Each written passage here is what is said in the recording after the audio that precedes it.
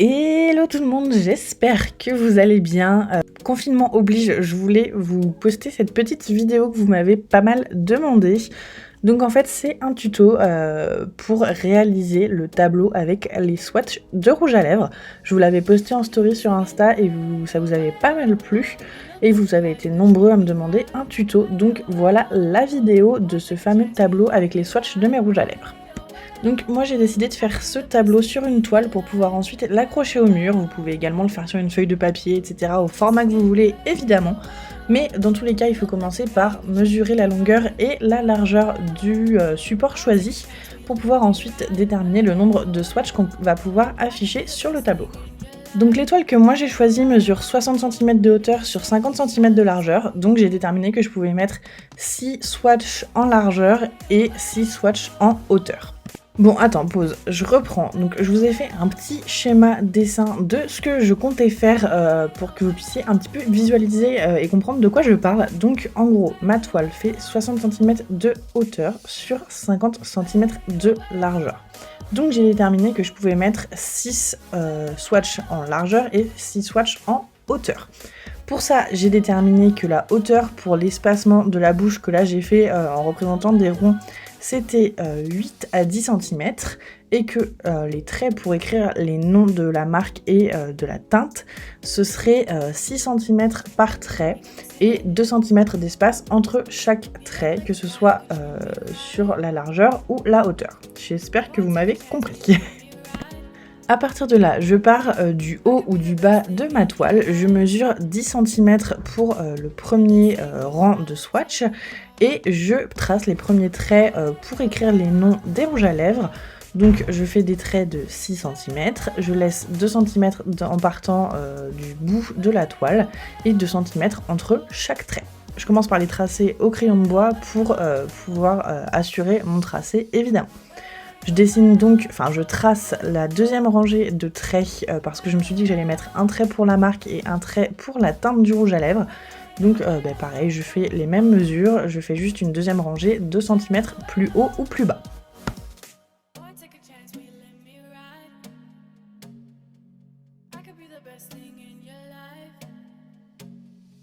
Je prends ensuite un mètre pour pouvoir donc déterminer les autres rangées de swatch et je fais une petite encoche tous les 10 cm pour pouvoir donc avoir les 8 cm pour les bouches et ensuite les 2 cm entre chaque trait. Vu que pour cette première rangée, j'avais laissé 10 cm d'espace pour les bouches, il me restait les 2 cm nécessaires pour faire 2 rangées de traits pour avoir un espace supplémentaire pour faire les swatchs. J'espère que vous comprenez mes explications parce que j'ai pas l'impression d'être très claire, donc j'espère que ça vous aidera quand même. Donc ensuite, je continue tout simplement mes rangées pour les espaces des swatchs. Donc je fais les traits en respectant les 8 cm pour les espaces de bouche et les 2 cm entre chaque trait. Mais je voulais laisser une espèce de cadre pour écrire les couleurs en fait que je vais utiliser pour chaque tableau, vu que j'en ai fait 3 en tout. Donc pour les 2 rangées du milieu, je ne fais que 4 espaces à chaque fois. Enfin, de toute façon, vous allez voir, ce sera beaucoup plus parlant que mes explications. Mais voilà, je laisse un cadre au milieu.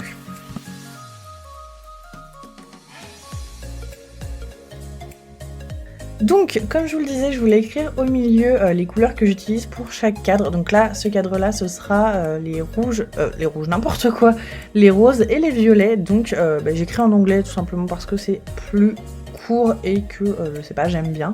Mais voilà, vous écrivez un petit peu ce que vous voulez et vous pouvez choisir des polices, notamment sur Dafont. Moi, je sais que ça m'aide de prendre exemple pour pouvoir recopier pour pouvoir recopier des polices et voilà quoi, j'essaye de caser comme je peux. Je vais également remplir ces petites inscriptions, donc je choisis les feutres que j'ai envie d'utiliser tout simplement et je remplis les lettrages tout simplement. Pour ce genre de détails, j'ai pas vraiment de conseils à vous donner puisque c'est vraiment le moment de laisser libre cours à votre imagination et que les goûts sont vraiment très subjectifs. Donc faites vraiment ce qui vous plaît.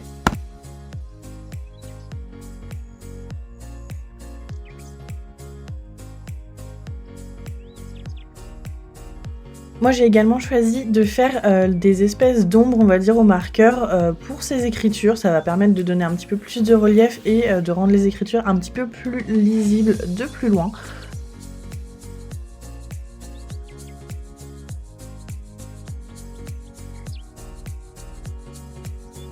On va ensuite s'attaquer au pochoir. Donc en fait, moi j'ai choisi de faire une espèce de pochoir de bouche pour avoir toujours la même forme et avoir quelque chose de plutôt régulier et cohérent sur le tableau. Mais vous pouvez bien sûr faire à main levée sur la toile. Mais donc voilà, moi je dessine une bouche sur une feuille de papier que je vais ensuite découper pour pouvoir l'utiliser de pochoir sur le tableau et que ce soit beaucoup plus simple et que je sois sûre de ne pas me louper. Vous pouvez évidemment faire la taille ou la forme que vous voulez. Si vous voulez utiliser moins de produits, vous pouvez faire une forme beaucoup plus petite. Et si vous voulez aussi faire une forme d'étoile ou de lune, c'est également possible, évidemment. On passe maintenant à l'étape du marqueur, donc il va falloir repasser chaque trait au marqueur et également décalquer le pochoir, enfin pas vraiment décalquer mais voilà, faire le tour du pochoir au marqueur. Donc voilà, vous pouvez prendre plusieurs épaisseurs de marqueur, plusieurs formes, etc. Et il faut juste faire attention à ce que ça ne bave pas, évidemment, puisque là, pour corriger, c'est très compliqué.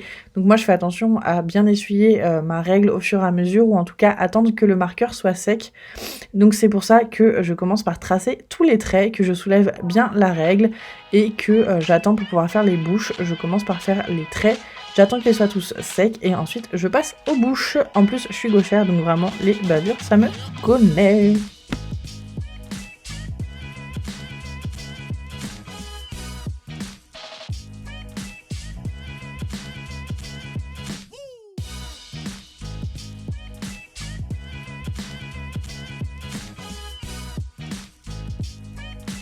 On termine donc avec le pochoir de bouche, donc je fais attention à ce que ça soit bien centré, ni trop ni trop bas, et évidemment il faut laisser la place pour écrire sur la première ligne le premier trait qu'on a tracé, et j'essaye de faire en sorte que ça n'empiète pas d'un rang sur l'autre ou quoi, enfin bref, j'ajuste quoi. Cette vidéo est censée être un tuto, mais franchement j'ai l'impression de vous embrouiller l'esprit plus qu'autre chose, donc si jamais je vous embrouille, ne tenez pas compte de ce que je raconte.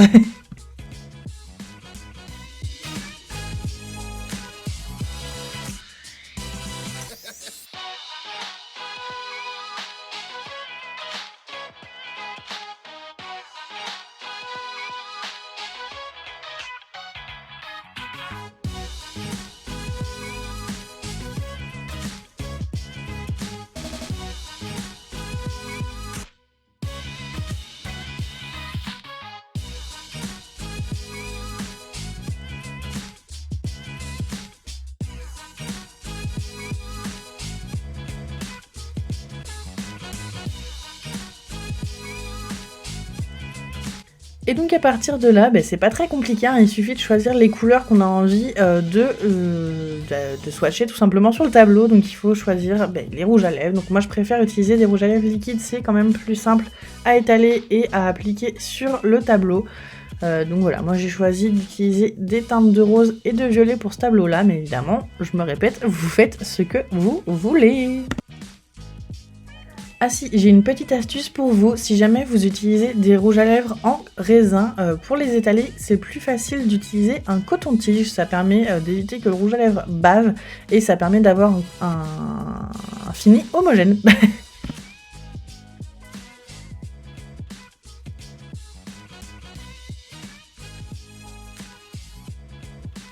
Donc voilà, une fois que toutes les teintes de rouge à lèvres sont choisies, on va pouvoir reprendre nos marqueurs qu'on a utilisés tout à l'heure et ensuite commencer à appliquer les rouges à lèvres. Donc moi je commence par par écrire justement le nom du rouge à lèvres ainsi que la marque. Ça me permet d'éviter de baver encore une fois et de faire dépasser le rouge à lèvres ou de faire baver le marqueur. Et comme vous le voyez, j'applique directement avec l'applicateur du rouge à lèvres. Donc voilà, après pour ce qui est des choix de couleurs, j'essaye de ne pas mettre tous les violets ensemble, ni de mettre tous les roses à côté, par exemple les roses fuchsia tous à côté, etc. Pour avoir quelque chose, je sais pas, d'assez varié ou quoi, mais après vous pouvez les organiser comme vous voulez.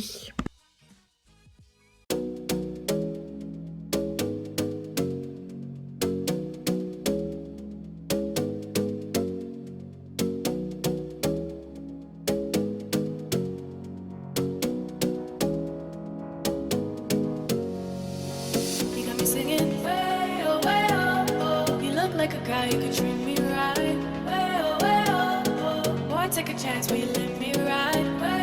Way, oh, I could be the best thing in your life. Donc voilà, en tout cas, moi je trouve ce principe de tableau de swatch vraiment super sympa, décoratif et voilà, vraiment pratique pour retrouver ces teintes de rouge à lèvres.